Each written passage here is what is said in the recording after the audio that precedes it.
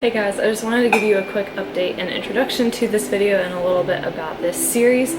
So I'm calling this series Developing a Dietitian because that's essentially what I'm doing. I'm completing my dietetic internship, which is my last step before I can take my registered dietitian's licensing exam. And instead of calling it an episode or anything of that nature, I'm going to label them by my rotation. So my first rotation, so R1, is my food service rotation. So what does that all include? Food service for your dietetic internship is going to include something like a dining hall in a university, which is where I am right now. It could be somewhere at a elementary school or a high school in a cafeteria, or at a hospital with patient and room service, or hospital dining, just kind of the general cafeteria, so something like that. Food service can be important, obviously, because it pertains to food, and as dietitians, we're advising people on what to eat. But also a big part of a dietitian's job is to make sure that food is produced safely and produced well and with the best ingredients that we can possibly source. And that is part of why we go through a food service training.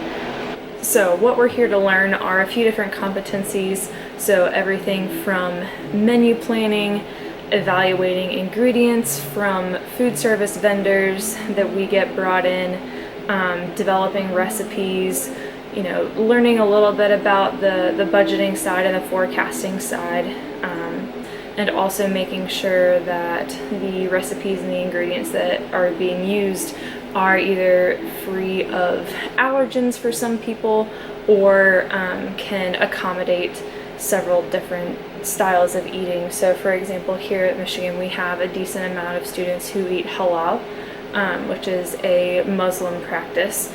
And we do, in some dining halls, we do offer halal stations, which will serve the halal meat that is required for that practice. One of the core components and the core missions of the dining halls at the University of Michigan is to provide an area and provide foods and meals for anybody that walks in their doors, especially the residents. So with things like a cafeteria, a dining hall, hospital, patient room service, or just the cafeteria, is that you have a captive audience. You have people who are customers who in some cases have paid you a lot of money up front, and trying to meet expectations and trying to make sure that you're providing the best value for what they've paid, and still provide a nutritious meal, and try to get some of the customer concerns and see what they're wanting, see what they're looking for. I know here the dining hall that I'm in is focusing a lot on sustainability and sourcing from local places, local vendors, and things like that. So you're about to see some vlogs from a few different days after some of my food service rotations, so I hope you enjoy. And if you have any questions, leave a comment, like, subscribe, and I'll appreciate it. See you in a second. What's up guys, checking in after day 3 of the internship. This was our first day in our actual residential dining unit. So the past couple of days we kind of, myself and the other intern that's rotating through food service with me, were kind of at our main residential dining offices, working with kind of the nutrition ops manager for all of the dining halls. And so with her we were doing a lot more of the back end type stuff, so inputting recipes or other information, checking out the 6-week cycle menus that they use here for fall, as well as just sitting in on some meetings and kind of seeing what the more directorial managerial roles are. Today, however, was our first day in an actual residential dining unit, so we were in the office a decent amount, but a lot of it was doing stuff for the next few weeks for the end of the summer here. So they host a lot of camps, and the campers will stay in the residence halls and will eat at the dining halls for all of their meals. So a lot fewer in number than a normal school year, but doing things like forecasting how many people are going to come through, and so how much of each menu item we're going to need. We also did some stuff with, you know, looking over a few of the recipes, a few of the menus, and planning out the menus, getting those printed for the next couple weeks so the chefs have all their recipes and everything that they need. So I think as we go through, especially the next 2 weeks that we're going to be at this dining hall, it's going to be a little bit more on the back end and a little bit more of the office work type stuff that goes into food service and food production. And I think in the next, you know, 2 weeks afterwards, so we have a 4-week rotation with food service, so 2 weeks here and then 2 weeks at a different dining hall. The other 2 weeks are going to be a little more out on the floor, during meals, that type of thing. So we're going to do a little bit of recipe testing potentially. We'll see how that goes. So yeah. Alright, happy Friday. Week 1 is complete, and I'm not sad about it, to be honest. Yesterday sucked a lot because we were basically in front of the computer all day just doing forecasting for their kind of attendance in the fall, which once you do it a couple of times, it just kind of gets old and repetitive.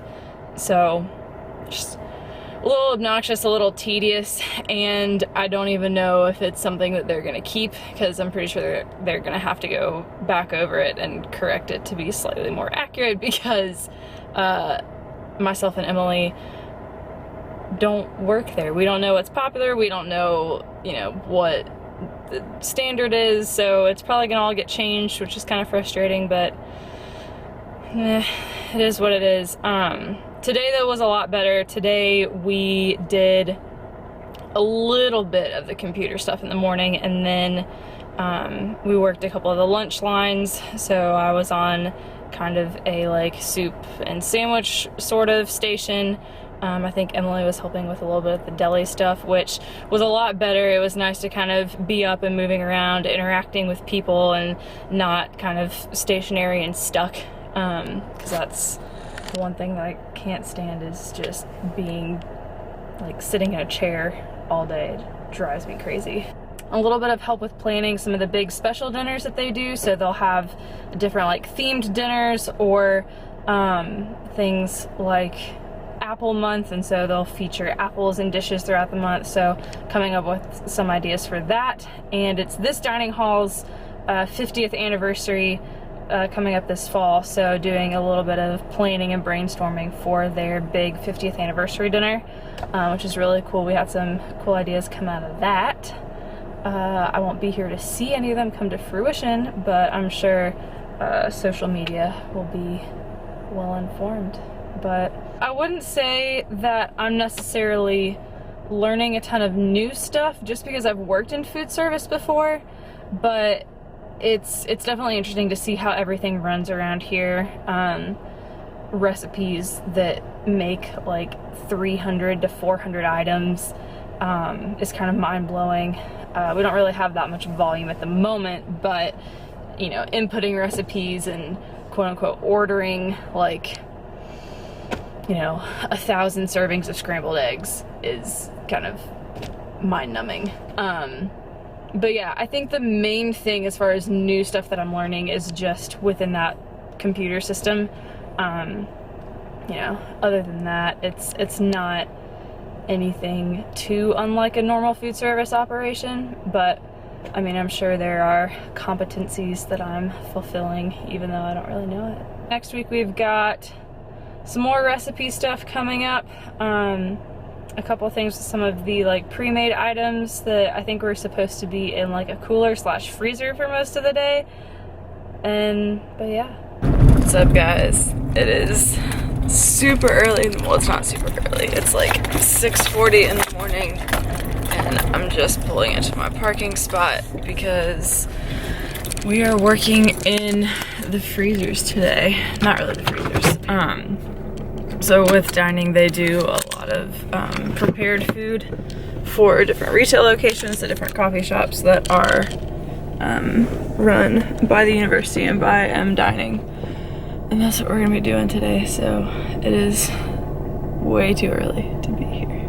But That's why I have the hoodie on, is because we're gonna be basically in the coolers the entire time. I've got my winter coat there, and then like a hat, and some extra like long johns essentially in my bag to put on.